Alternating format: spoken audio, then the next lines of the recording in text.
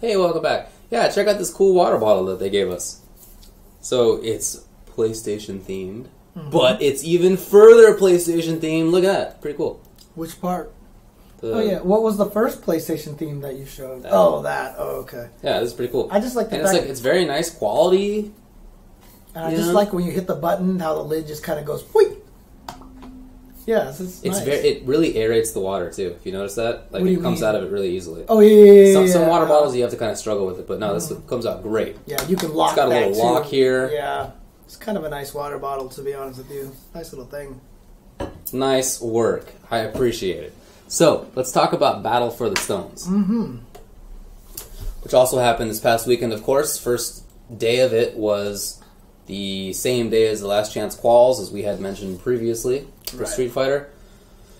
You know, it came in with a bunch of silly rules, and I was kind of not stoked for that. But at the same time, I thought it'd be interesting to see how it played out. What's the strategy people would use surrounding it and so forth. So, you know, it had both those sides. And, of course, I sat there and watched, and whenever I was not commentating Street Fighter, I was watching Marvel. Right. Now, I do want to answer one question in there that, where is Charlie Lee asked, is how did Chris G get a time stone in loser side? When we got there, we were clarified that when you beat someone, if they have 5 stones, you can only take one of them. Yeah. So basically, Chris G had 2 stones, and when he got beaten, they took one of them and gave him the other one. Basically. Which he carried through losers. Exactly. So there were a bunch of things that were changed, either, or else we hadn't understood properly. You know, who knows, I guess. But that was not how we understood it, right? And then furthermore, on the actual day of, a bunch of things were done differently. Like, remember when I asked whether Time Stone Person could prevent Space Stone Person from switching, even though Time Stone Person wasn't actually playing against Space Stone Person? Well, that happened in the event. I don't know why, but like that was like very much a clarification. I asked about it, right? But it happened anyway, so I don't know, man. I mean, I heard people on stream that were watching it said that they enjoyed it. They had a good time with it. Like the match that Stealth and Ryan LV had, where Ryan LV messed up Stealth's buttons and Stealth actually fought and like almost beat Ryan LV. Yeah. Like Yipes and Ringe were hilarious on that. Yeah. And so shout outs to them. And that was a fun tournament. I thought it was fun, but obviously just having it as an exhibition tournament, we'll get into this. I mean, that's MvCI's future. I think did hurt the hype for it a little bit and kind of the legitimacy, and it's kind of unfortunate that, you know, it doesn't feel like the game has quite yet had that take it seriously moment yet. You know what I mean? Because Battle for the Stones is kind of wonky. So by Capcom, I mean. Yeah. Well, that seems right. No. I like I said, I liked. Wait, hang on. Hey, all right, we're back. Yeah. Sick. Yeah, neutrality jokes. Yeah, or CapCups, one or the other, right? Okay, all right. So I thought it was a fun idea. I watched a bunch of it. I liked that they played in the audience. I don't know if people at home saw this or heard this, but whenever somebody announced that they were going to use a stone, they had like a track that was like Reality Stone, right? And like red lighting everywhere, you know, in the actual audience. So I thought that was kind of cool. I like that. Yeah. But the tournament was, dude. The craziest thing about the tournament was the trophy.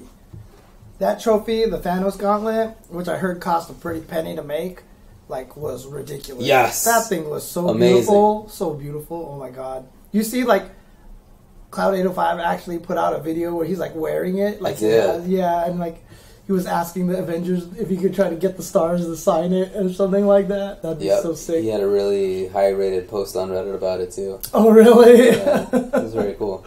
Yeah, nice. it's a beautiful trophy, no doubt about it. Yeah. The matches were good. All the things I got to see, they were good. You know, speaking of whichever one switched the buttons around, now I don't even recall. Justin was practicing for that. Really? Like, yeah, because his opponent first round was the guy who had... Or, no, I forgot who it was. Yeah, but keep going. I don't remember, but it was the guy who had that stone. And so Justin expected that to be used. Or maybe it was second round. In any case, he was practicing for it. And then the guy didn't end up using it. And Justin was like, why wouldn't you just use it? He thought they should use it. That's weird. Was it Teemo? Oh, was it Teemo? Oh, okay. Dang. Okay. Yeah, but he was talking to me about his strategy. As long as I know where my fierce button is and my jab button is, I'll be fine. I just know where to dash. I'm just gonna do air dash H with Ultron. He was game planning around it. Cool. You know? It was pretty cool. Okay. That's funny. But anyway, talk about the results here. What do we got? 13th place was Viscamp, who actually in the first match, like everyone was like, "Oh, this is gonna be free." He went down 0-2. He tied it to 2-2. He did. He made it very close. It was literally the last decision. Yeah. So shout-outs to him. He actually... I thought he dropped a combo, but it's actually a drop that he does on purpose for a reset, and it just didn't work, unfortunately. But Visant was in 13th place.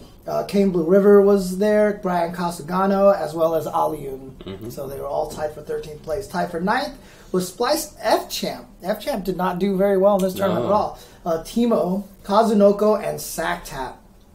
And I want to say that I think one of the most interesting sights that I saw, I can only assume it was Sactap's mom. That's right. She's walking into the venue. It's like this older lady with a shirt that said Sactap on it. It's true. Yes. 7th place was Flocker, who did really well, actually, and Moise. 5th place was Arise Richard Wynn and Echo Fox's Justin Wong. 4th place was Stealth. 3rd place, Splice Ryan LV. 2nd place, EG's New York Chris G. And 1st place was Fort Cloud 805. Yeah. It was very interesting results. You know, Moise being up there in the top 8. Same with Stealth. Flocker, who people didn't even know if he was really playing in that. He's using Mega Man. Yeah, with Mega Man too. Yeah, or X, whatever. Right, yeah, or Ass, as it sounds like. When you pick him. Yeah, those were really interesting results. That's not what people picked going into it for sure. So it was very cool to see. Shout outs to Cloud 805. Yeah. Although I almost got killed by all the SoCal people because I was secretly I kind of want Chris G to win because I know he loves trophies so much, and that trophy would have been the ultimate thing for Chris G, and then basically a bunch of SoCal people almost killed me, so I'm sorry about that. What a bug. I'm happy that Cloud 805 won. He's one of my favorite players. So yeah, he's from my home county. Oh, that's right. Yeah, oh, Ventura County. But shout out to he's Cloud from the 805. city of Oxnard. That's a real city name. Why would that not be a real city name? Oxnard? Really? What do you mean, why? All right, fine. But yeah, it was good stuff. It was a fun tournament. I'm excited to see. Hopefully this year. Let's just talk about the future of Marvel. Let's just do this. Is there anything else you want to mention about this? Yeah, surprising to see F-Champ in 9th. You know, but in the wrong version of the game. Well, but interestingly, although that surprises me, in talking with some players before the tournament started, we asked them, or maybe I don't remember if you were there, but I asked them, I guess, if they were worried about F-Champ winning. Is F-Champ going to win this thing? And they were like, "Why would F-Champ win?" They went into this thinking F-Champ's not going to be good. Well, he hasn't been doing well in the NorCal tournaments that they've been playing. Yeah, so he hasn't even been doing there very well. So yeah, so well, like I said, I think it's very cool to see some players in the top 8 that we may not have expected. But, I mean, honestly, there's definitely still a bunch of names that I'm sad that weren't there. Obviously, Oliver was sad not that he's not there. I just don't feel like that this tournament is right without Clockwork being there. Oh, man. But yeah, it was cool. If only he'd been able to be there and get 9th place. Damn. Same with Oliver, I guess. All right, yeah. So enough about the results then. Talk about Marvel in general. As I said before, there were 15 people in the audience. If that many. It was tough. And the people who were there were sparse. There were the players who were actually playing in the first 2 rows. They were actually there. And then some of their friends and maybe 3 or 4 dedicated loud Marvel heads. Because that definitely was there. And then other than that, there were intermixing, just sparse people. The guy was eating his lunch there. He just sitting by himself. Like, it was that kind of thing. So it was rough. It was very rough. And I felt sad about it on Sunday, on Finals Day.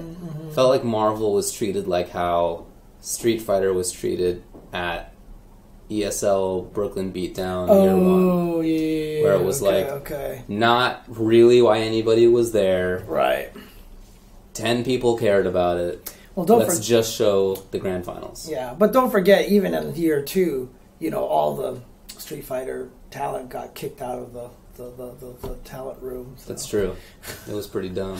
By a certain somebody. In any case, talk about that sometime. But yeah. That's what made me think of. It was just, not even to have top 4 or something, top 3, winners finals, losers finals. Yeah, it was just, it was disappointing. And the stream, I felt like it got reasonable numbers considering it's on channel. Battle for the Stones. Yeah, right. It's literally a 3-month-old channel right now. Right. But still, it's not great, right? It's not to, write home about. It's like, hey, it's a little golf clap. That's cute. Yeah, kind of thing. Yeah. So, definitely disappointing. Definitely disappointing. And moving forward, I gotta tell you, not a lot of people are bullish about it. In conversations with players there, some of them aren't planning to continue playing it at that level. Right. They're preferring to concentrate on Street Fighter, Dragon Ball, Injustice, whatever they're talking about. Tekken, and that is also disappointing, So, no announcements for the game. Yeah. Like at either... That was next year we're going to have a season, or any characters. Right, Or, they did just come out with some characters. It's not like nothing is happening for the game, but it's not... You're not stoked about how it's looking. Right. The problem with it, honestly, they just tried to do it too fast. You know what I mean? They just tried to do the whole thing set up in 3 months, with this crazy thing. And they had to do it quickly. I mean, that was when the game was coming out, right? Right. I'm sure that the guys who do the esports stuff don't have any control over that. So they, you got to plan for that. But I don't know. It's unfortunate how it has gone. It'd be unfortunate if those players stopped playing it. I'm not going to say who. It would be bad move. Right. But there were a few. There's a lot of people who said they're going to keep playing it, though. That's for sure. Obviously, this got a little bit stirred up by Wizard posting up his tweet. Was like, Blow Up Tuesday, is Marvel dead? Yes, no, pull kind of thing. And then somebody replied something like, is this about whether it's going to be at EVO or not? And then Wizard said, it'll help us make that decision. Right. Yeah. That was not great. Well, it's weird because, in a way, do you feel like he's trying to kickstart the community a little bit? Get them to, try to up... Because, it's kind of like that KOF article, right? After that KOF article, all of a sudden all the KOF players are like, oh, let's do stuff. It's true. Right? So I'm wondering if that's kind of the same effect, I'm kind of hoping for that kind of situation. Sure. I hope that happens. That may be a result. Certainly there were people in the community after that conversation who talked a lot about Clockwork trying had to get some going. great threads on that. He did. He had a great thread about that whole thing. I don't really believe that was with Mr. Wizard's goal. Yeah. I don't think that, but that may be a consequence of it. So, I was, I've just been using this word the whole time. Keep going with it. It's disappointing. Disappointing to see that tweet. They gave KOF a chance, even though the game seemed like it didn't have much of a big scene. Right. And then when EVO came, it actually didn't have that big of a scene. Right. It was not. There wasn't a big switch. And although at the time I said that I wish there were some other games that had been, I wanted Killer Instinct and stuff. I still felt like it was certainly legit to be there. This is a new game. I get it. And the grand finals were awesome. Right. It was a really, really good top 8.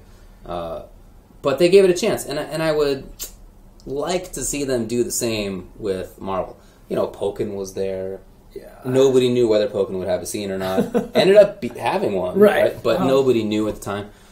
So I would like to see it. I would be disappointed if it wasn't there. I wouldn't be surprised. Yeah, the hardest part, I mean, we did that during that wish list. Remember, we did the 7-game wish list. Now, if it was 7 games, I think Marvel's in big trouble. If they actually go up to 9 games or 8 or 9 games, I think there's a much better chance for Marvel to get in there. So I think it's really just going to depend on that, to be honest with you. And in fact, I don't know. I guess I believe in the Marvel community because, you know, what they did for MvC3 was really cool. Although, you know, I was talking about on Twitter, and, you know, poor Kinder Party, he was just like, man, but you don't even know, like, the financial burden that it put on all of us, you know, to do that much and then basically just kind of have no future with it because there's really no MvC3 and it doesn't feel like the game's getting supported because, like you said, there's not even announcements. Like, are we going to get any more characters or are we just going to have lopsided character red-blue boxes for the rest of our lives, you know? That almost seems fitting, but yeah. But, I mean, I don't know if this is something we want to talk about now, but obviously Disney and Fox happened. Right. So Disney bought out Fox, and so they own... Well, assuming that goes through. Right. They own the X-Men again. Right. If it goes through. And they own The Simpsons, which I read, and I was like, this is weird. Like, The Simpsons are a Disney cartoon now. Like, something about that to me just, like, didn't quite click in my head. But regardless, they theoretically now they have the X-Men. And so putting the X-Men in the game could definitely be a shot in the arm that the game needs, you know. That's true. That's true. Yeah. That sounds like a far off prospect, but I guess that could be. In the meantime, for this coming year, I almost feel like people should plan for there not to be anything.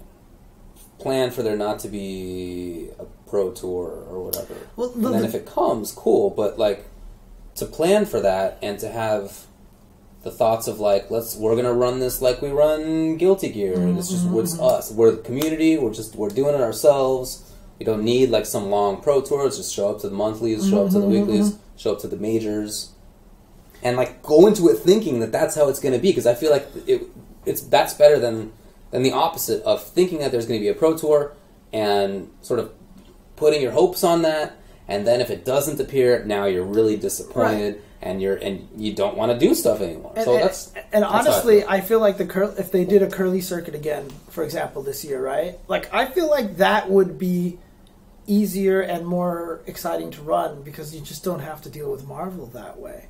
Unless Marvel just comes in and puts the kibosh on the whole entire thing, right? Which could theoretically happen, but I don't know, it just seems like small fish, right? Like, what are they bothering with that? So if the community can just run a curly circuit thing, and they run it nicely, and, you know, it's Kinder Party and Angelic and Yipes and Persia and all those guys doing all that work for that again, I think that could be a cool thing, and it might even turn out to be a little bit easier and a little bit more fun. It wouldn't be as big prize pools or prize money or stuff like that, but, you know, that's not necessarily what it's about a lot of the times, right? It's about just playing a game that you enjoy and having fun. So I've always said that I think the community has more to say about whether a game lives or dies than anything else. And a lot of people are like, oh, that's not true at all. It really depends on the companies and blah, blah, blah. And I'm like, there's a little bit to it there, but I refuse to throw my hands up and be like, oh, the company doesn't support it, game's dead. What can we do? Like, I'd rather believe that people could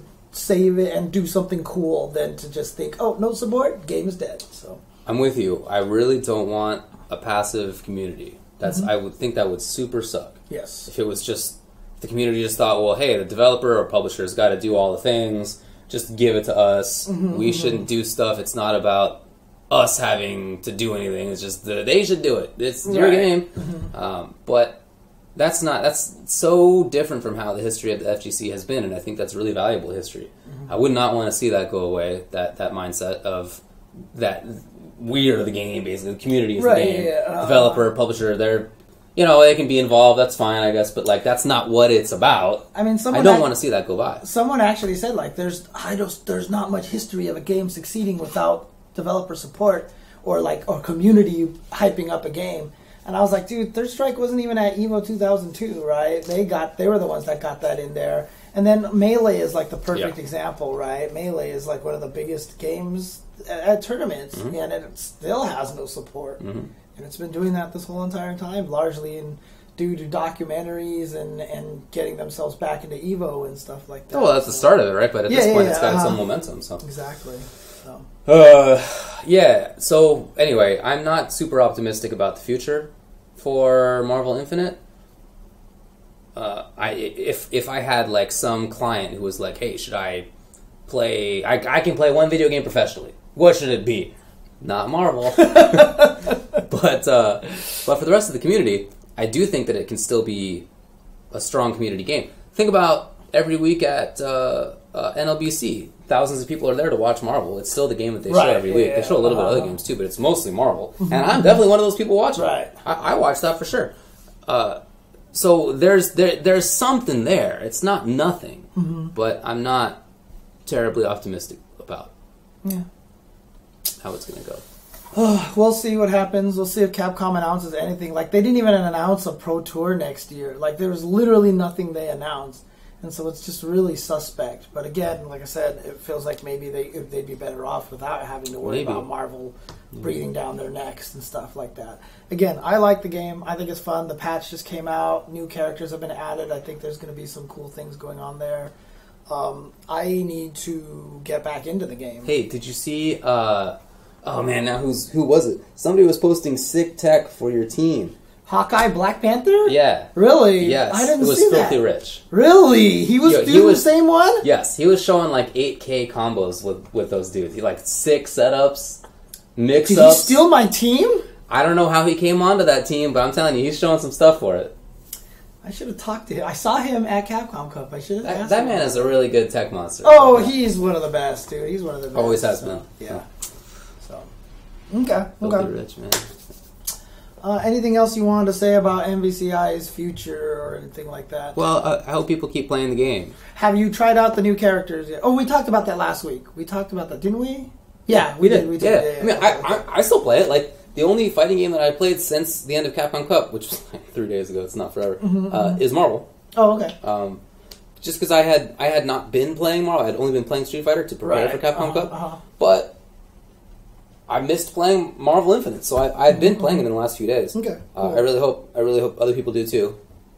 Like I said, I'm not super optimistic. I just played some Tekken again today to test out the input lag stuff. Yeah, we'll talk about that. Okay.